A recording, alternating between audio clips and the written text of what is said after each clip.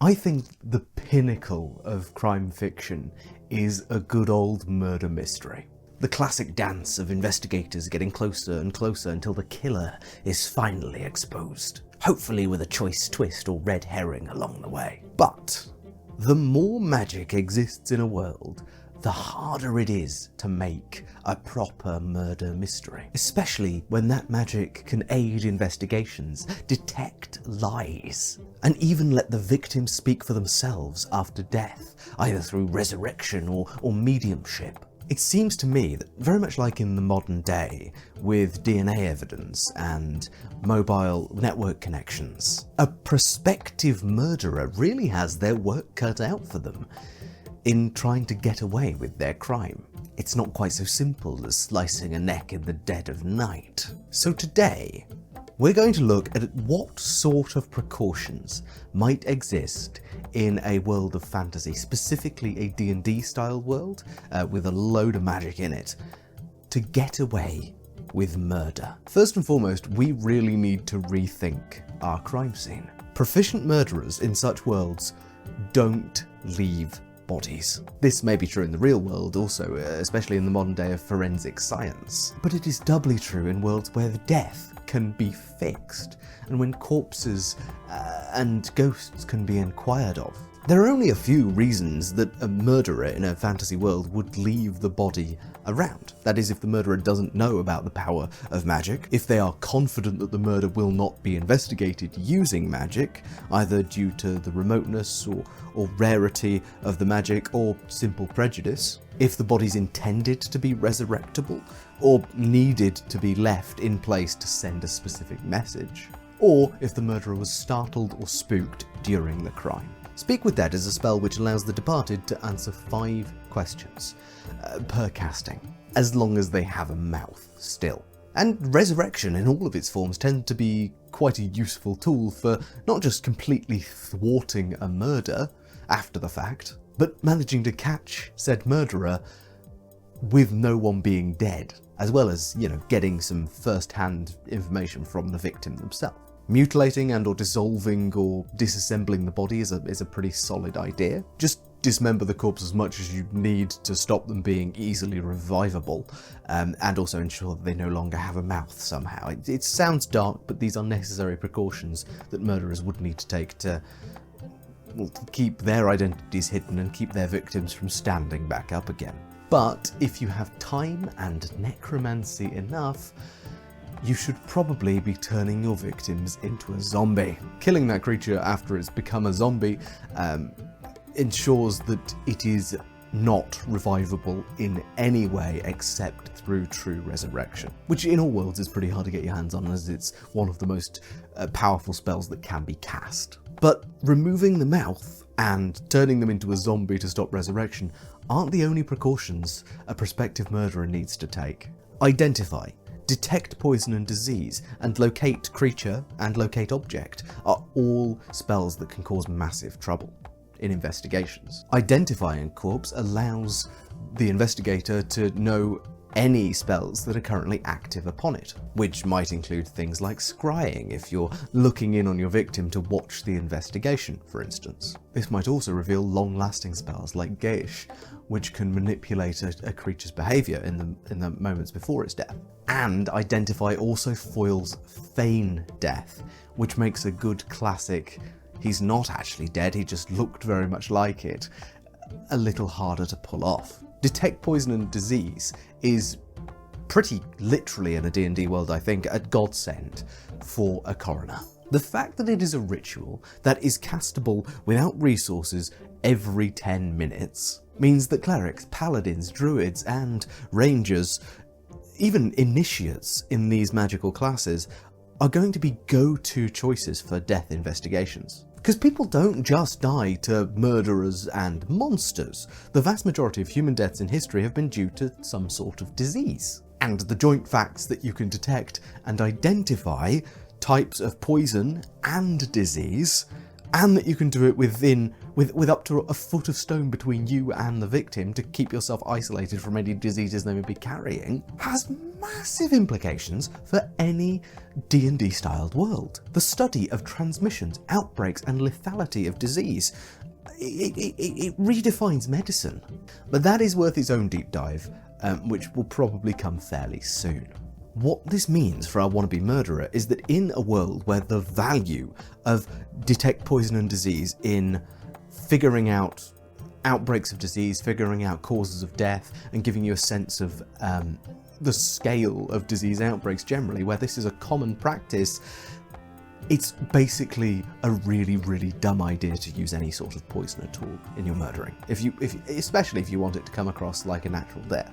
Because once the specific type of poison is identified in a routine coroner investigation, well then that narrows down a list of suspects quite significantly to those people who might have access to said poison. Using exotic poisons doesn't help either, because it's going to get identified and that's just going to narrow that list further. I'd wager in such a world that whenever someone dies unexpectedly, the poison and disease detector is among the first people called, just to ensure public health, and for the off chance that some murderer uses poison as a weapon. Similarly, the murder method must take into account the fact that any piece of identifiable clothing, weaponry, or simply anything that identifies you as a person cannot be revealed to anyone in the investigation team at any point, because that risks you being opened up to a locate object or locate creature spell. If any of your tools, possessions or accomplices are anywhere within 1,000 feet of anyone able to cast locate object or locate creature, there's a solid chance good detective work is going to get you caught. Speaking of detectives, I do have something to promote. This isn't a sponsorship, it's just a project that my fiancée has been working on for years. She's a writer and is currently in the process of running a Kickstarter to help with the funds and the promotion and selling of the release of her third and final book in her trilogy of Sherlock Holmes mystery novels. Yes, there's murders, there's organised crime, hidden identities and deductions galore, but what makes the trilogy special is its central mystery. Holmes and Watson's modern-day reality is called into question as they continue to discover stories about their very cases in 100-year-old copies of the Strand magazine. This is Sherlock Holmes trying to solve the mystery of his own fictional existence as a character. And the whole trilogy is filled with heart, jokes, reverence to the original stories, and genuinely one of the most mind-bendingly unique tales I've ever read. Yanina has helped me a lot with this channel, including making our signature music and logo, and is currently offering a really cool stretch goal to produce some new music, which can come along with your journey through these books. And is currently offering a stretch goal to release a new piece of music which will accompany you through these books. That hopefully, if we hit the stretch goal, will be available to everyone. Heck, she made me start this channel in the first place. So if any of that does sound up your street, you're into your Sherlock Holmes, you're into your metafiction, you're just interested generally, then do check out the Kickstarter in the links below. There's not much time left, but I want to give her a shout out here. But back to planning our murder. To recap, we need a style of murder that leaves no magical trace, doesn't allow a victim to inform on us after their death, or be resurrected, doesn't use poison, and doesn't leave any physical evidence within 1,000 feet. It's tough. Also due not only to the chance of furbolgs or forest gnomes being around, but also the spell generally existing as speak with animals. You need to ensure that your method is also invisible to all creatures in the local area, and in fact to all plants in the local area as well, considering the 3rd level spell Speak with Plants. It is a more niche option though, Speak with Plants, so less likely to be checked, unless the investigators are really desperate. I have a solution. And better, I feel that it is a solution that lends itself quite well to a murder mystery investigation starring potentially a party of intrepid heroes, as well as adhering to some of the murder mystery conventions. We're going to work backwards from revival prevention, and let the crime reveal itself. First, you really don't want to get caught with a corpse. Even if the investigative methods and forensic methods are not as developed as they are in our world, despite the fact they have wonderful tools in these fantasy worlds to develop such processes, even then, being caught with the corpse is just a bad move. But to make your victim a zombie, generally you have to be somewhere within 10 feet of them, which is not ideal, as most spells that necromantically raise the dead as zombies do exactly that. There is one, however, reasonably pricey spell in terms of spell slot, but one that does work. Raise Dead. It's a 5th level spell, which crucially has a range of touch. This means it's possible to cast that spell through a familiar, as long as you are also within 100 feet of the victim. This might strike you as a little bit close for comfort, really, but I will suggest that there are plenty of reasons that one may be within 100 feet of a person who is dead for an hour, such as being at a bar, or their workplace, a civic building, just outside their house randomly on a walk, and so on. Besides, 100 feet is as close as you're going to need to get for this entire thing, because there's a spell in D&D that can kill anyone within 120 feet, with no limit to the amount of stuff that can be in the way, no requirement to see your enemy either. It's called Rolathim's Psychic Lance. It takes an action and a verbal component, which might be just as simple as saying the victim's name. This spell deals 7d6 psychic damage, an average of around 25 hit points. It's not crazy for a 4th level spell, but for what is essentially the Death Note power, it's not too shabby at all. Furthermore, even if this doesn't kill them, there's a chance that this leaves your victim incapacitated until you start your next turn. And even the average damage of a successful save, which is around 12 hit points, is enough to kill any average person in the world. Usually, commoners tend to be given 4 hit points. Indeed, 7d6, as long as you're not rolling 7 ones, a successful save is not enough to save a commoner. And if you need, you can even upcast for more damage.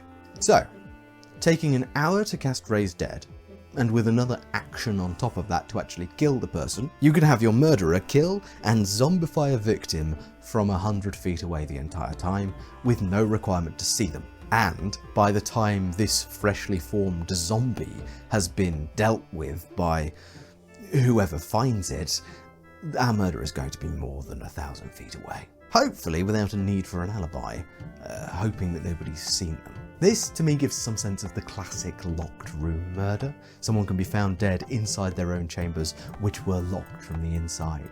But it also ensures that a systematic search of the locations around this person, of say within 100 feet at the time of the crime, asking questions, getting information, is going to prove useful in identifying who might have been there, who might have been loitering, and who might have done it. Even if there's no visual evidence of someone stabbing another person, right? It allows for investigation due to the necessity of needing to be within 100 feet. Although I will say it is very possible the new circle casting mechanic, if you're a group of assassins, with this you could probably do all of it from much further away. Although you couldn't use a familiar more than 100 feet away because that's the distance that you're able to cast a touch spell through them. I'm sure there's workarounds for that. Frankly, there are other methods of doing the exact same thing, an invisible murder that has no visual evidence, no physical evidence left behind. It's just that the Psychic Lance, is my personal favourite because it's so thematically cool. Casting Conjure Elemental at 6th level, for example, summons an invisible stalker, a completely invisible creature made out of air that has the ability to find an unerring path to its victim and probably kill them. But it is also true that if you're using a 6th level Conjure Elemental spell, that the higher level spell, the more narrow the list of suspects. Setting a ghost on someone as well is also a very fun method of dooming them It's a bit less subtle, perhaps, but there's a whole video that I made a while ago if you want to explore just how terrifying a motivated ghost hitman can be. Furthermore, every murder method that we've discussed really requires some way to interact with the body post-death. A way to dispose of the body that makes it impossible to revive. Because what's the point of going through all of this if they're just coming back? I like the angle with a familiar touch casting raised dead, a lot thematically, ravens sitting on the chest and turning a creature into a zombie. It's cool, but it does require there to be enough space in this area where they're killed for a familiar to squeeze in. Suffice it to say, there's probably going to be as many specific methods of murder as there are hyper-proficient murderers. Some may choose for the raised zombie to run rampant through whatever place they're in, causing chaos and masking an escape. Some may even ask the zombie to sneak out and go and bury itself somewhere remote. You could even have a murderer that's specialised in following carriages from 100-foot distance late at night as they travel dusty roads, keeping just the right distance from their victim to kill them quietly and ride off into the night.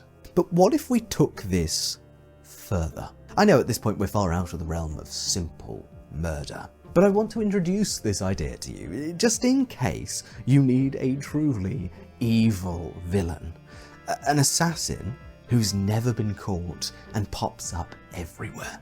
It takes some setup, but you could have potentially a cross-continental killer who vanishes like a ghost and who always has an alibi. This is the setup for a 3D printable murder mage. To start, you find a specialist assassin, willing to use our Psychic Lance zombie method, or say a high-level moon druid who can just turn into an invisible stalker. Either way, the only thing you need to do is cast simulacrum on them. They have to be willing to have a simulacrum made of them, but that simulacrum then is able to be ordered around by the spell's user, which means there's no moral compunctions, potentially. A druid can simply be lending his body to what he believes to be a friend, and be ordered around to go and do murders using the invisible stalker form, for instance. Kind of the perfect alibi, really. When you cast simulacrum on someone, you get a copy of them. A copy that has half of their health, who doesn't sleep, who follows your orders, and when they die, it turns to snow and disappears. Picture this: a strange hooded figure wanders into a feasting hall, sits in a corner, alone. As he sits down, he says one single name, and then sits there for an hour. After an hour, he melts into nothingness. The next morning, that named man is found dead, not on the premises, but having wandered into a local cave and seemingly drowned and been found as a zombie. Rumours spread. The hooded figure gains a reputation, a supernatural force, divine vengeance, a debt owed. Either way, if that strange hooded figure says your name, you die. So who's going to stand up and challenge this figure when they wander in? Well, perhaps foolhardy adventurers, who may find this hooded figure easy to kill indeed. Or perhaps the simulacrum swallows poison and melts before their eyes. There's a mystery in there somewhere, along with a whole lot of spookiness, paranoia, and a frustrating, reoccurring threat. This works best on a local or city-wide scope, as travel times are annoying for such an entity. They still have to move. And because otherwise it's going to be nearly impossible to track this murderer down, seeing as the person who creates the simulacrum could theoretically teleport them anywhere. They have the tools, they have the magic. Expect changes to architecture. Expect larger buildings with more security and further distance, like bunkers or separate internal palace rooms. Expect changes to naming conventions, or in the willingness to give out one's full name, as that's one of the requirements that Ralathim's Psychic Lance has to kill you from anywhere within 120 feet. saying the victim's name. You might see changes in social behaviour, like the willingness to welcome a stranger into your home. And also you might see an erosion of trust in authority if such a murder method ever becomes commonplace. In societies where this method has been used enough, you may see authority even be completely non-hereditary. A sort of martial meritocracy, even. There's no point in following a royal line if the royals aren't healthy and hearty enough to survive a psychic lance. Or perhaps you would see the institution of permanent mind blank castings on all targets that might be viable for assassination by court mages of very high levels indeed. As at least mind blank makes you immune to psychic damage. But it doesn't make you immune to an invisible stalker. An invisible stalker who might also disintegrate into snow if things go awry. Being a simulacrum themselves, perhaps. As I said, there are other ways to achieve a perfect D&D murder. It all depends on your murderer's priorities. Less magic means less ability to bypass magical detection. If they don't have as much magic, then that means they have to be more creative in bypassing those magical detection methods. But those general rules I laid out earlier, those general expectations as to relatively low level spells that would probably be used in an investigation, is a very good place to start thinking for any mundane or magical murderer it to be. They're a very good starting point for building a cool murder mystery in this very magical world. And if, after all that talk of murder, you're in the mood for a metafictional mystery, head to the description and show your Nina some support. But with all that said, I've been Tom, otherwise known as the thegrungeonmaster. Thank you so much for watching, and I will see you in the next video.